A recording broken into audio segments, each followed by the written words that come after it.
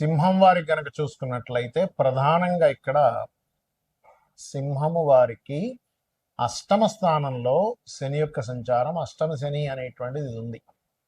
అయితే ఈ అష్టమ శని ప్రభావంలో కొన్నిసార్లు ధనయోగం కూడా కలుగుతుంది.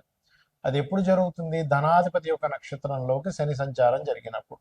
అయితే కొన్ని ఆటంకాలు, రావాల్సిన ధనం ఆలస్యం అవడం, ఇవి కూడా ఇస్తాడు, ఇవ్వడం కాదు. అయితే ఇక్కడ మనకి ఏ విషయాల పట్ల శని బుధ నక్షత్రాల్లోకి మే 18వ తేదీ 2026లో ప్రవేశిస్తున్నాడు కాబట్టి అక్కడ నుంచి ఎప్పుడైతే ఈ యొక్క శని ఎంటర్ అయ్యి వచ్చే సంవత్సరం జూన్ 2 వరకు అక్కడే ఉంటాడు కాబట్టి ఆ యొక్క సమయాల్లో కొంత జాగ్రత్తగా ఉండండి. అలాగే మరొక విషయం ఏంటంటే, అంటే ఏ విషయాల్లో జాగ్రత్తగా ఉండాలో చెప్తాను. దేశకాల పరిస్థితుల్లో కూడా ఎటువంటి మార్పులు రానున్నాయి, ఏ దేవత ఆరాధన చేసుకోవాలి, ఎటువంటి పరిహార మార్గం చేసుకోవాలి అనేటువంటి అంశాలు చెప్తుంది నేనైనప్పటికీ చెప్పిస్తుంది సాక్షాత్ లలిత అమ్మవారిగా భావిస్తూ ఆ లలితాంబిక అమ్మవారి యొక్క అనుగ్రహం పరిపూర్ణంగా కలగాలని మనస్ఫూర్తిగా కోరుకుంటూ, ఇక్కడ చక్రంలో ఒకటేమిటంటే మీకు అష్టమ శని అంటే ఆకస్మికంగా కొన్ని నిర్ణయాలు తీసుకోవడం. ఆ నిర్ణయాలు ముఖ్యంగా ధన విషయంలోని, వ్యాపార విషయంలో తొందరపాటు నిర్ణయాలు తీసుకోకండి. కాకపోతే ఏంటంటే ఇక్కడ లాంగ్ టర్మ్గా చేసేటువంటివి ఏవైతే ఇన్వెస్ట్మెంట్స్ ఉంటాయో, లాంగ్ టర్మ్గా ఏవైతే మీకు కలిసి వచ్చేది ఉంటుందో, ఇటువంటి విషయాలలో చాలా అనుకూలమైనటువంటి పరిస్థితులు అయితే వస్తూ ఉంటాయి, వ్యాపార అభివృద్ధిలో వస్తూ ఉంటాయి.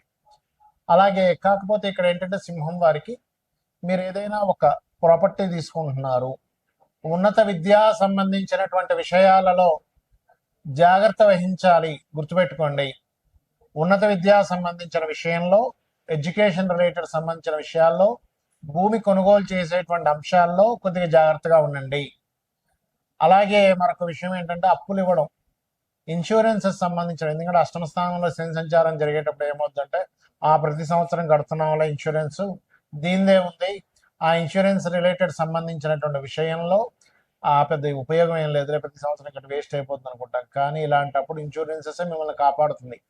అష్టమం అనేటువంటిది ఇన్సూరెన్స్ కాబట్టి ఈ విషయంలో జాగ్రత్తగా ఉండండి, ఖచ్చితంగా బాగుంటుంది. ఉద్యోగ విషయాల్లో సింహం వారికి ఎప్పటి నుంచో, ఎందుకంటే సింహలగ్నం వారికి ప్రధానంగా శుక్రుడు 3-10 అధిపతి కాబట్టి ఈ శుక్రగ్రహం ఎప్పుడైతే దశమాధిపత్యం వస్తుందో సర్వసాధారణంగా వీరికి ఉద్యోగం విషయంలో కొంత ఇబ్బంది ఉంటుంది, ఎవరికి? సింహలగ్నం వారికి. కానీ ఈ శని యొక్క మార్పు మూలంగా మీరు ఎప్పుడైతే వేరే వేరే ప్రాంతాలకు వెళ్ళి ఉద్యోగాల కోసం ప్రయత్నం చేస్తారో ఖచ్చితంగా ఇక్కడ ఉద్యోగ అవకాశాలు ఇస్తాడు. కాకపోతే లలితా సహస్రనామాలో మొదటి నామం ఓం శ్రీమాతా శ్రీ మహారాజ్ఞి శ్రీమత్ సింహాసనేశ్వరి నమః కానీ, లేదా ఓం మాణిక్య మకుటాకార జానద్వయ విరాజితాయ నమః అనే మంత్రంగానే చేసుకోండి, అన్ని విధాలా బాగుంటుంది. మరి దీని యొక్క ప్రభావం ఒక్కొక్కసారి పర్సనల్ చార్ట్లో శని బుధులు యొక్క మహాదశలు అంతర్దశలు నడిచేటప్పుడు ఎలా ఇస్తాడు, మీ యొక్క లగ్నాన్ని బట్టి, మీ జాతక చక్రంలో శని బుధుల యొక్క పరిస్థితులను బట్టి, శని మహర్దశలో బుధుడు అంతర్దశ, బుధ మహర్దశలో శని అంతర్దశ, దీని మీద కూడా ప్రభావం ఉంటుందండి. ఎప్పుడైనా ఒక గ్రహం ఒక నక్షత్రం మీద వెళ్తున్నప్పుడు అప్పుడు కనుక మీకు ఇక్కడ మనకి గురువర్గ లగ్నాలు, శని వర్గ లగ్నాలు ఉంటాయి. ఆ లగ్నాలను బట్టి మీ యొక్క షోడశ చక్రాల్లో, అంటే మనకి 16 డివిజనల్ చార్ట్స్ అంటారు, వాటిని బట్టి దాని ప్రభావం మారుతూ ఉంటుంది. కాకపోతే ఏదేమైనా కానీ ఏమంటే నాకు జాతకం తెలియదు, ఏమీ తెలియదు, ఏం చేయాలి? ఈ శని బుధుల యొక్క కాంబినేషన్ అనేటువంటిది ఒక రకంగా చెప్పాలంటే ఇది ఫైనాన్షియల్ గ్రోత్ ఇస్తుంది. అయితే ఇండియాకి కూడా కొంతవరకు ఫైనాన్షియల్ గ్రోత్ ఇస్తుంది. అయితే మనం చాలా రోజులుగా చెప్పుకుంటున్నాం, ఒక 8-9 నెలల నుంచి చెప్తూనే ఉన్నాం, యుద్ధాలు పెరుగుతాయి, యుద్ధ సంబంధంగా వాటర్ ప్లేసెస్లో కూడా ఇంకా పెరుగుతాయి అనేటువంటి నీటి ప్రాంతాల్లో. ఎందుకంటే జలరాశులు అని ఉంటాయి, కర్కాటకము, వృశ్చికము, మీనము. ఈ జలరాశుల్లోకి ఎప్పుడైతే శని యొక్క సంచారం జరుగుతూ, మొన్న మనకంతా కూడా కుజుడు కూడా కలిసి ఉండడం, కుజుడు కుంభంలో ఉండి రాహుతో కలవడం, దాని తర్వాత శనితో కలవడం వల్ల జలరాశుల్లో ఉండేటువంటి జల ప్రదేశాల్లో యుద్ధాలు పెరగడం, జలరాశుల్లో ఉండేటువంటి అన్ని దేశాల్లో ఉండేటువంటి కొన్ని నౌకలకు ఇబ్బంది రావడం, అందులో ముఖ్యంగా ఇండియా నౌకలకు కూడా ఇబ్బంది రావడం, ఇవన్నీ చెప్పుకున్నాం మనం. అయితే ఇక్కడ ఏంటంటే బుధుడు యొక్క నక్షత్రాల్లో శని సంచారం జరిగేటప్పుడు ఈ షేర్ మార్కెట్ విషయంలో ప్రధానంగా ఎవరైతే డైలీ ట్రేడ్ చేస్తారో, డైలీ ట్రేడ్ కంటే కూడా లాంగ్ టర్మ్ ట్రేడింగ్ చేసుకోవడం అనేది మంచిది.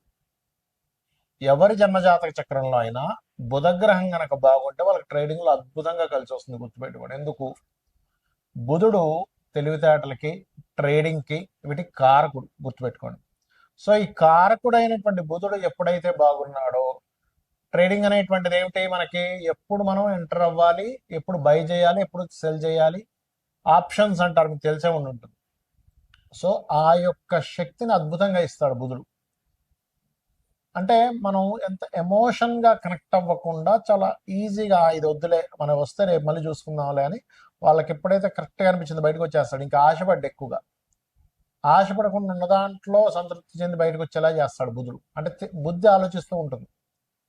అలాగా ఇప్పుడు ఉండేటువంటి బుద్ధికారకుడైనటువంటి బుధుడు యొక్క నక్షత్రాల్లో శని సంచారం జరుగుతుంది కాబట్టి మీరు లాంగ్ టర్మ్ చేసుకోవడం మంచిది. ఎందుకంటే షేర్ మార్కెట్లో లాంగ్ టర్మ్వే ఫలించేటువంటి సమయం ఇది. కమ్యూనికేషన్ రంగాలు మనం చాలా రోజుల క్రితమే చెప్పుకున్నాం ఏమంటే ఈ కమ్యూనికేషన్ రంగాలకి ఇబ్బంది రానుంది అని. ఈ శని యొక్క ప్రభావం ఎప్పుడైతే బుధరాశుల్లోకి ఎంటర్ అవుతుందో ఈ కమ్యూనికేషన్ రంగాల మీద దీని యొక్క ప్రభావం చూపిస్తుంది. గుర్తుపెట్టుకోండి. అలాగే మరొక విషయం ఏంటంటే ఇక్కడ ఈ అప్పులు ముఖ్యంగా ఏంటంటే ఎవరైనా ఏదైనా అప్పు తీసుకుంటే కూడా లాంగ్ టర్మ్ తీసుకోండి. ఏదో ఏముంది ఈవినింగ్ ఇచ్చేస్తాను, ఓ 10,000 ఉంటాయి అంటుంటారు కొంతమంది, 1,00,000 ఉంటాయి, ఏముంది సాయంత్రం ఇచ్చేస్తా అంట. ఆ సాయంత్రం మీకు రాకపోగా ఈ 10 రోజులకు రావడం వల్ల 10 రోజుల తర్వాత మీరు ఇస్తారు, నెల రోజుల తర్వాత మీరు ఇచ్చేస్తారు, ఇవ్వరని కాదు. కానీ అది ఏమైపోతుంది? మాట తప్పాడు, సాయంత్రం ఇస్తా అన్నాడు, ఫోన్ ఎత్తాడు, మొహమాటం, ఫ్రెండ్ దగ్గర పరువు పోతుంది, రిలేషన్స్ దగ్గర పరువు పోతుంది. అందుకని ఏంటి, ఆ నెల రోజులు తప్పించుకొని నెల రోజుల తర్వాత ఇగో నేను ఇచ్చేస్తున్నా అంటాడు. అప్పుడు ఏమైపోద్ది అంటే ఈ శని యొక్క రాసుల్లో ఎప్పుడైతే శని యొక్క నక్షత్రం మీద ఎప్పుడైతే శని వెళ్ళి బుధ నక్షత్రం మీద ఉన్నాడో ఇదేం చేస్తుంది? బుధుడు అప్పులకు కారకుడు కాబట్టి ఇది అప్పుల విషయంలోని కొన్ని దేశాల్లో ఆర్థిక మాన్యాలు, కొంత వాయు సంబంధంగా, వాయువులో బుధుడు వాయు కారకుడు. గుర్తుపెట్టుకోండి, వాయువుకి కారకుడు కాబట్టి వాయువులు మందంగా వేయడం, వాయువులో ఒక రకమైనటువంటి విష సంబంధించినటువంటిది కొంత ఇన్ఫెక్షన్స్ రావడం, ఇటువంటివన్నీ కూడా ఇస్తూ ఉంటుంది బుధరాశుల్లోకి శని యొక్క సంచారం కాబట్టి. మరి ఏం చేయాలండి? దేశకాల పరిస్థితులు ఇలా ఉన్నాయి కదా, ఏం చేయాలి? సింపుల్గా ఏమీ లేదు. మీరు చండీ వినండి లేదా విష్ణు సహస్రనామాలు వినండి చాలు. మీరేమి వేలు లక్షలు ఖర్చు పెట్టేసి ఏదో పూజలు చేసుకోవాలని ఏమి అక్కర్లేదు. మీకు డబ్బులు లేనప్పుడు భగవంతుడు నామస్మరణ చేత, అమ్మవారి యొక్క నామాల్లో ఒక నామం ఉంటుంది, నామ పారాయణ ప్రీత నంద విద్యా నటేశ్వరి అని. అంటే నామాన్ని పారాయణం చేస్తే ఆవిడ ప్రీతి చెందుతుందట. ఆవిడ కనుక ప్రీతి చెందితే మనల్ని రక్షిస్తుంది. ఆవిడ ప్రీతి చెందడం కావాలి, అంతే కదండి. ఇప్పుడు ఒక తల్లి గనక బిడ్డ, అయ్యో నా బిడ్డ అని ఫీల్ అయితే ఆ తల్లే రక్షించుకుంటుంది. కోడైనా చూడండి, కోడి పిల్లల దగ్గరికి వెళ్తే చాలు, కోడి పొడి చేయడానికి వచ్చేస్తుంది, పులినైనా పొడి చేస్తుంది. కాబట్టి ఏంటంటే అమ్మవారిని నా తల్లి అనే భావనతో మీరు చేయండి. దేశకాల పరిస్థితుల్లో ఎటువంటి సిచ్యువేషన్స్ వచ్చినా కూడా మీకు ఎటువంటి ఇబ్బంది కలగకుండా ఉంటుంది. ఇంకొకటి, గోవులకి కాస్త గోంగూర బెల్లము ఎక్కువగా తినిపిస్తూ ఉండండి. గుర్తుపెట్టుకోండి, గోంగూర బెల్లం తినిపిస్తూ ఉండండి. కమ్యూనికేషన్స్ ఒకవేళ రేపు పొద్దున ఏదైనా కట్ అయినా కూడా కమ్యూనికేషన్స్ రంగాలకు సంబంధించిన ఏమైనా ఇబ్బందులు వచ్చినా సరే మనం ఎలా సర్వైవ్ అవ్వాలి అనే దాని మీద ఉండండి. ఇంట్లో చిన్న చిన్న ఇన్ఫెక్షన్స్ వచ్చినప్పుడు కొన్ని మనం మెడిసిన్స్ వాడతాం, అటువంటివి కాస్త ఇంట్లో పెట్టుకొని ఉంచుకోండి. ఎప్పుడు కూడా వాస్తు పరంగా కూడా ఇంట్లో ఎక్కువ జబ్బులు వస్తున్నాయంటే ఉత్తరం పాడవడం వల్ల వస్తాయి. గుర్తుపెట్టి, ఉత్తర ఈశాన్యం ప్రధానంగా. ఉత్తర ఈశాన్యం మృదయే ఔషధాత్కార్యేతు అనేటువంటి నామం ఉంది శాస్త్రాల్లో. కాబట్టి ఉత్తర ఈశాన్యంలో వైట్ కలర్ ఉండేలా చూసి, వైట్ కలర్ స్పేస్ ఎలిమెంట్ కారకం కాబట్టి అక్కడ మీరు చక్కగా మీ యొక్క మెడిసిన్స్, రెగ్యులర్గా వాడేటువంటి మెడిసిన్స్ ఏమైనా అక్కడ పెట్టుకుంటే ఇంట్లో ఉండేటువంటి వారికి జబ్బులు తగ్గుతాయి. ఎందుకంటే వాయుతత్వ నక్షత్రాల్లోకి వాయుతత్వ గ్రహమైనటువంటి మీనరాశిలో జల సంబంధించిన రాశుల్లోకి వచ్చినప్పుడు నీటి ద్వారా వచ్చేటువంటి జబ్బులు, వాయు ద్వారా వచ్చే జబ్బులు పెరుగుతాయి. ఈ వాయు సంబంధించినటువంటి గ్రహాలు ఈ రెండు కూడా. కాబట్టి ఏంటి, ఈ ఫలాలకి సంబంధించిన ముఖ్యంగా మామిడి పళ్ళు పండించేటువంటి వారి తోటలు రేపు తెంపుదాం, ఇవాళ ఏముంది బతికిస్తే రేపు ఏదో వరగల్ల వారు రావచ్చు, బాగా ఎండ కొడుతూ విపరీతం వర్షాలు వస్తాయి. మీరు చూస్తూ ఉండండి, ఈ సంవత్సరం 100 సంవత్సరాల వెనక్కి వెళ్ళినా సరే ఇంత రికార్డ్ అయినటువంటి ఎండ రాదు, ఇంత రికార్డ్ అయినటువంటి వర్షము రాదు. అంత రికార్డ్ స్థాయిలో వర్షము ఎండ వస్తాయి, చూసుకొని గుర్తుపెట్టుకోండి. ఎందుకంటే ఈ గ్రహాలు ఏవైతే ఉన్నాయో అన్ని కాలసర్ప యోగంలోకి వెళ్తూ ఈసారి ఉండేటువంటి నవనాయకుల యొక్క స్థితి ఆ రకంగా ఉంది. కాబట్టి ఏంటి, మనకి ఇవన్నీ ఎందుకు చెప్పుకుంటాము, మనం ముందు రక్షింపబడాలి. ఓహో బాగా వర్షాలు పడతాయి అనమాట, ముందుగా తీసేస్తే ఓ పని అయిపోద్ది, రేపు ఎల్లుండి వారం తర్వాత చూద్దాం నేను బద్దకించొద్దు. ఇంకా సమయం రాలేదు, దట్ ఈస్ డిఫరెంట్ కేసు. ఇంకా పండలేదు పంట, దాన్ని వదిలేయడం అది వేరు. కానీ పంట పండక ముందే తీసేయమని చెప్పట్లేదు. పంట పండిన తర్వాత కూడా నెగ్లిజెన్స్ చెయ్యకూడనటువంటి స్థితులు ఉన్నాయి. ఈ విషయంలో జాగ్రత్తగా ఉండండి. అలాగే బుధవారాలు శనివారాలు అప్పుల విషయంలో చాలా జాగ్రత్తగా ఉండండి. అప్పులు ఎవరికి ఇవ్వడం తీసుకునే విషయంలో బుధ శనివారాలు అవాయిడ్ చేయండి. మంగళవారం కూడా అసలు తీసుకోకూడదు అని చెప్తున్నాను నేను మీకు. అవాయిడ్ చేయండి. బుధ శనివారాలు ఎట్టి పరిస్థితుల్లో blue and green colours avoid చేయండి. ఎందుకంటే కలర్ని ఆశ్రయించి, రంగును ఆశ్రయించి కూడా ఉంటుంది. మీ పర్సనల్ చార్ట్లో బుధుడు బాగున్నాడు, శని బాగున్నాడు, నాకు బ్లూ అండ్ గ్రీన్ కలర్స్ బాగా కలిసి వస్తుంది, దట్ ఈస్ డిఫరెంట్ కేస్. కాబట్టి ఇవి పాటించండి. ఖచ్చితంగా అమ్మవారి అనుగ్రహంతో మీకు బాగుంటుంది, బాగుండాలని మనస్ఫూర్తిగా కోరుకుంటూ శ్రీమాత్రే నమః.